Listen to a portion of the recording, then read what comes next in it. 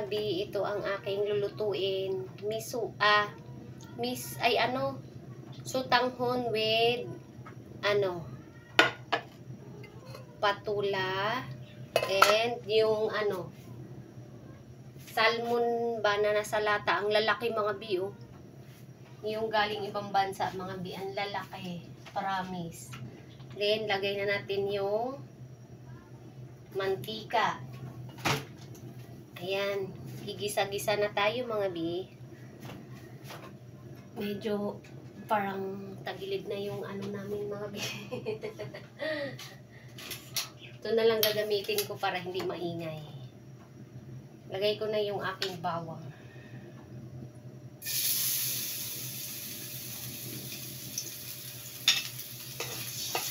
Gisa-gisa. Kunti lang mantika mga bi.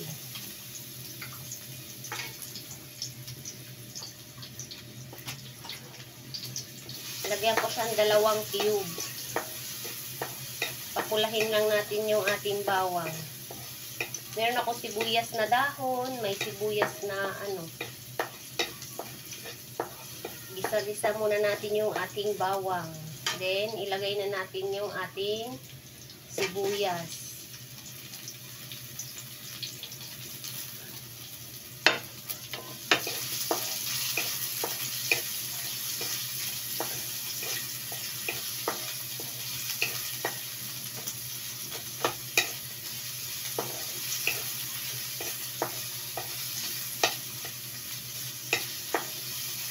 Yan na ang hapunan ko at hapunan ni Jowa. No rice ako siya. Nagsaing na ako para sa kanya. Sana magustuhan niya to. Lagay na natin yung napakarami na sahog ba? Ang daming sahog. Puno kasi ito eh. Alam niyo yung sa isang lata, siksikan talaga yung tuna. Ay, yung tin salmon. Tapos ang lalaki. Ayan nyo, tingnan mo, nadurog pa nga ito eh. Kasi nga, nagsiksikan sila sa lata. Then, lagay na natin yung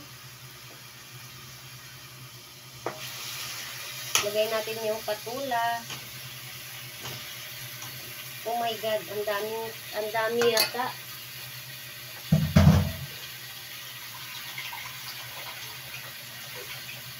Kaya ngayon na ako nagluto para pagdating niya, kakain na kaagad kami. Hindi ma-overcook ba?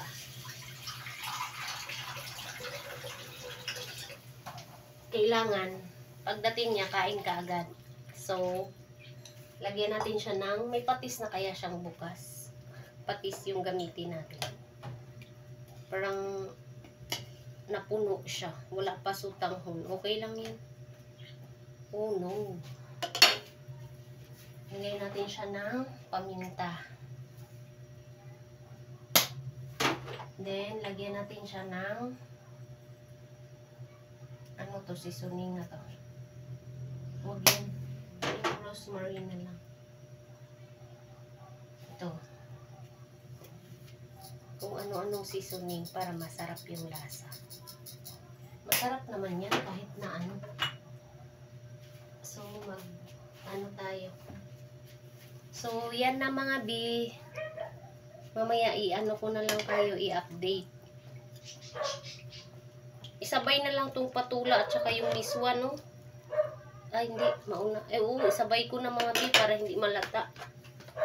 Kasi yung patula hindi yan pwede ma-overcook eh.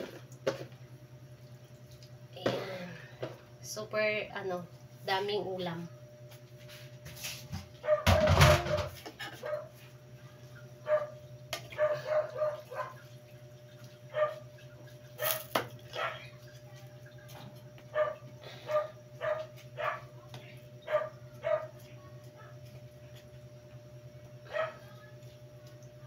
Yan mga bi, update ko kayo mamaya.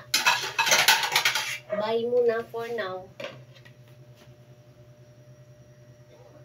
Biluto na siya ang aking patola with sutanghon and salmon sa lata. Ayan, nilagyan ko sa sili. Ayan, sarap mga bi. Bye. Thank you for watching. God bless all. Enjoy eating. Sino may gusto, halikay dito. Bye, mga bi.